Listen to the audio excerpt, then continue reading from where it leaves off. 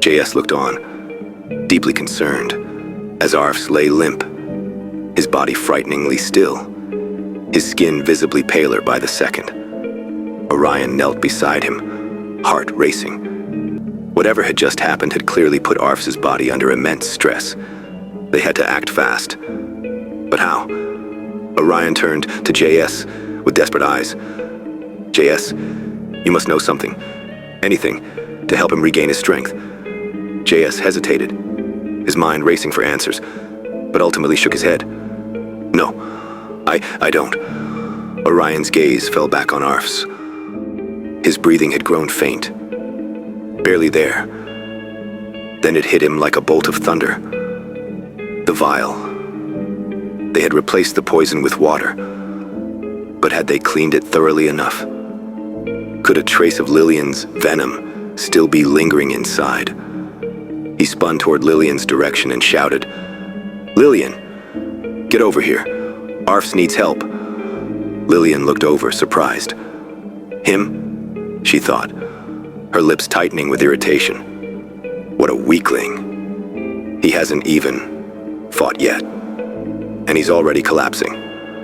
I'm so done with this pathetic version of Arfs.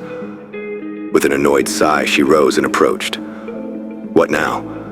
she asked flatly. "What's wrong with him?" "He's been poisoned," Orion said, urgency thick in his voice.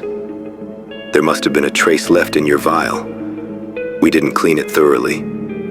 You must have an antidote. Please, give it to him." Orion's pleading tone left her little choice, though her expression remained irritated. With a huff, she brought her index finger to her tongue, coated it in saliva, and then slipped it into Arfs' mouth. JS recoiled in utter horror. "Ugh, what are you doing? That's disgusting." Lillian shot him a glare, sharp as a blade. "Disgusting? Look in a mirror sometime. That's disgusting. This," she wiggled her finger slightly, "is my antidote. Yes, genius. My saliva is the cure to my own poison." Almost immediately, Arfs began coughing violently, his body trembling, sweat breaking out across his forehead. Still unconscious, but something was shifting. Orion, wide-eyed, asked anxiously, "Is it working, Lillian?" "I don't think we have much time." She rolled her eyes. "Yes, it's working. I still don't understand," Orion muttered. "I washed that vial thoroughly. How could any of the poison still be present?" Lillian, now fixing her gaze on JS, said coolly, "My poison is that potent. A single particle is enough to do damage. You underestimate me." She stood up and added, "The sweating means it's leaving his system." Orion checked Arf's pulse and felt his wrist. "You're right. His pulse is stabilizing. Thank you, Lillian." JS, still irritated, decided it was time for a lesson. "You know, if you hadn't constantly insulted him, maybe we wouldn't be in this situation. Your temper is always flaring and you're impossible to talk to." Lillian turned to him with a mocking smirk. "Good. Then don't get on my nerves, Mr. JS." She paused, then continued coldly. "I am who I am. I don't sugarcoat, and I don't owe either of you anything. Your precious friend here.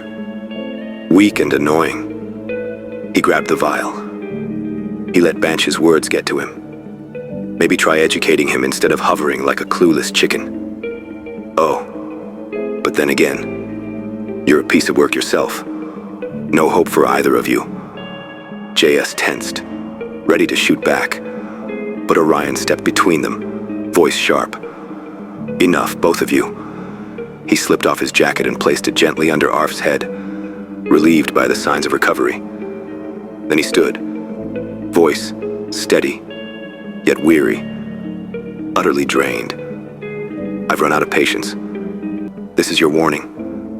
He looked from Lillian to JS, eyes dark with a heavy truth. "Whether you hate each other, admire each other, or want to tear each other apart. I don't care. We almost lost him. His voice cracked, softening with emotion. I'm not here to play referee. I'm here because my nation needs me. Do you understand that? His voice trembled now. Some of my people are stuck outside that gate, waiting, and they will not leave without me. The burden on my shoulders is already unbearable. If you keep wasting time, keep bickering, keep dragging each other down, you're not just exhausting yourselves, you're exhausting me. He took a long breath, steadying himself. If either of you give me trouble again, I swear by Beetlejuice. His voice faltered, cracking under the weight of grief. I'll leave you both behind. I'll go on alone. I don't need you. I'll do it by myself. He turned away, drained to the core. Leave me, he said. By the end of the day, bring me your plan for moving Arfs safely. Until then, just go. Something in his voice, raw, pained, almost shattered, silenced both Lillian and JS. Neither dared respond. They backed away quietly, leaving Orion alone beside Arfs. The pain in his voice was indescribable,